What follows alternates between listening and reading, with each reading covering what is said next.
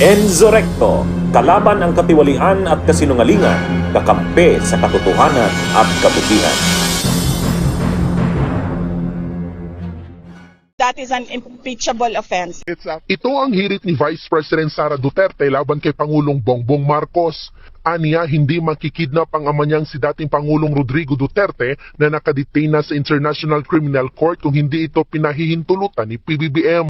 It's a culpable violation of the Constitution and betrayal of public trust because they allowed a foreign jurisdiction to intervene in our national sovereignty. Yan ang banat ni Sara noong nakaraang araw na impeachable offense umano ang ginawa sa tatay niyang si Digong. Ngayon naman, naghain ng impeachment complaint sa Kamara sina dating National Youth Commission Chairman Ronald Cardima at asawang si Duterte Youth Representative Drixie May Cardima laban kay PBBM. Base sa Facebook post ni Cardima, i-endorso ng Duterte Youth Party List ang complaint. May kaugnayan ng reklamo sa umano'y pagpapahintulot ng Pangulo na ilipat ang kustodiya kay Digong sa mga dayuhan. Una, nagsalita si Sara na kailangang managot si PBBM, ngayon naman biglang mayroon ng impeachment complaint laban kay PBBM. Hindi naman kaila sa lahat na itong sina Cardima ay mga tao ng mga Duterte. Panuorin natin ang paliwanag nito ni Cardima. Ito po si Chairman Ronald Cardema ng Duterte Youth Party List. At kami po, nina Congresswoman Cardema ay nandito sa Kongreso at ang inyong Duterte Youth Party List po ang kauna-unahan po magfa-file ng impeachment complaint laban kay Pangulong Bongbong Marcos dahil po pinayagan niya na dalhin ng isang Pilipino si Pangulong Rodrigo Duterte sa kamay ng mga dayuhan. Ang atin pong ini-invoke dyan ay ang soberanya ng bansa dahil nakalagay po sa konstitusyon ng Pilipinas, sovereignty resides in the Filipino people. Ibig sabihin, ang soberanya ng bansa ay tayo, mga buhay na Pilipino. Kaya nung March 11, nung pinayagan ni Pangulong Bongbong Marcos, isurrender ang isang Pilipino sa kamay ng mga dayuhan, isinurrender na rin po ang soberanya ng bansa. Kaya dapat po merong managot sa ganyang pangyayari sa ating bansa. Or else, pwedeng ulit-ulitin po yan. Ang pwede lang pong ikaso sa isang presidente ay ang impeachment complaint. Hindi po siya pwede kasuhan sa Korte Suprema o sa iba't ibang korte. Ito lang po ang mechanism ng ating konstitusyon para kasuhan ng isang presidente. At dyan po, napakaganda ng ating impeachment complaint. Pinagpapaliwanag po ang Pangulong Bongbong Marcos dun po sa ating articles of impeachment, which is culpable violation of the Constitution at betrayal of public trust. Bakit po culpable violation of the Constitution? Siya po ay nanumpa sa kanyang unang araw na ipagtatanggol niya at susundin niya ang konstitusyon ng bansa. At syempre itataguyod niya ang soberanya ng bansa sa kanyang ginawa na pag-surrender sa isang Pilipino sa mga dayuhan, isinurrender ang soberanya ng bansa. At sa konstitusyon natin, binibigyan ng due process ang lahat ng Pilipino.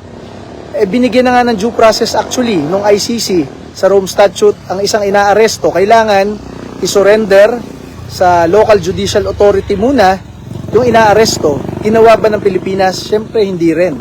So dun pa lang hindi nabigyan ng due process si Pangulong Rodrigo Duterte. Betrayal of public trust. Dahil alam nyo, hindi lang isang Pilipino yung kanyang dinala doon. Yung Pilipinong yon ay naging Pangulo ng Pilipinas at ipinagkatiwalaan yon ng 16 million na Pilipino. At nung naging tumakbo rin si Bongbong Marcos, ipinagkatiwala rin kay Bongbong Marcos na itataguyod niya ang mga Pilipino kasama doon si Rodrigo Duterte. At sa kanyang mga ginawa na pagpapadala sa ibang bansa kay Rodrigo Duterte ay na-betray yung pagtitiwala natin sa kanya, betrayal of public trust.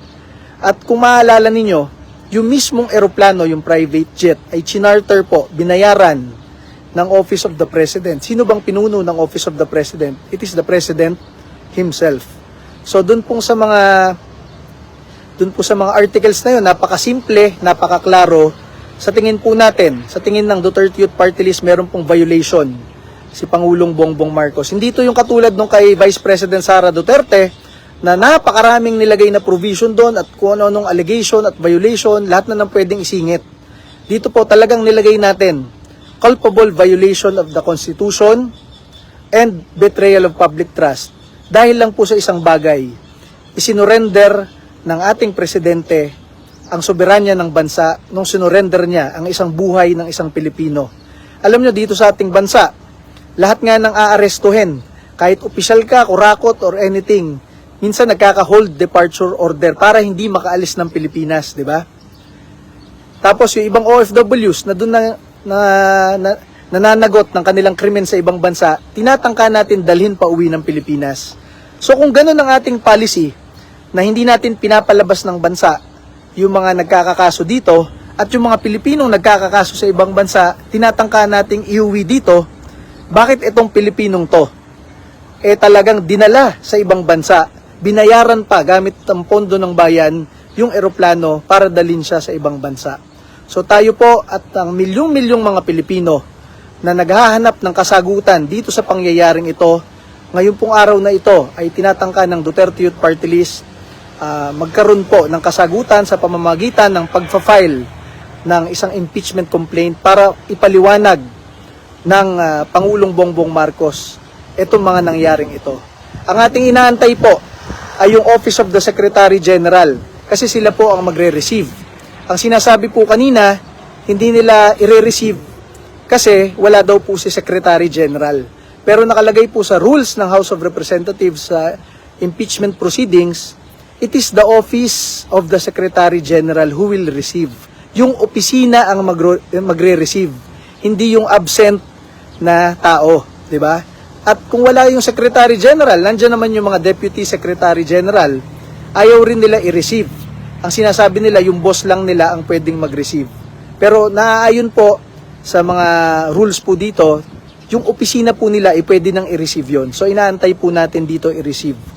At tayo po sa Duterte Youth Party List ay patuloy na naninindigan, patuloy na lumalaban at patuloy na nagiging tunay na boses ng sambayan ng Pilipino dito po sa Kongreso. Tayo lang po ang nagtanggol kay Pangulong Duterte sa Quadcom hearing. Tayo lang po ang nagbabalik ng death penalty para sa mga rapist, kidnapper, durugista, kriminal, terorista at kurakot sa gobyerno.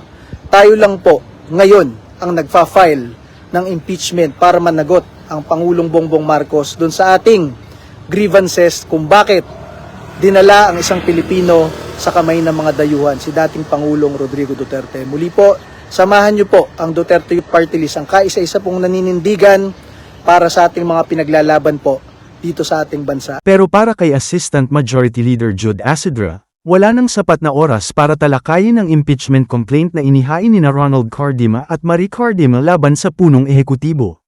Duda rin si Asidra sa rason at timong ng paghahain, 4 na araw bago ang eleksyon. Well, ang tanong ko lang ho sa impeachment, may 2 linggo na lang ho pagkabalik namin ng session.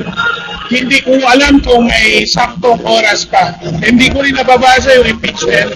Pero kaduda-duda na ito po ay i-file 4 na araw bago ang eleksyon. Sana ho ang ating mga kababayan ay tignan, hindi po kandidato ang ating presidente at bakit kailangan gawin po ito sa kanya. Ang tanong, si Cardima nga ba ang gusto ng impeachment laban kay PBBM? O utos ito ni Sara? Seryoso ba talaga sila sa impeachment complaint? O gusto lang mapag-usapan at humihingi lang sila ng limelight dahil malapit na ang eleksyon?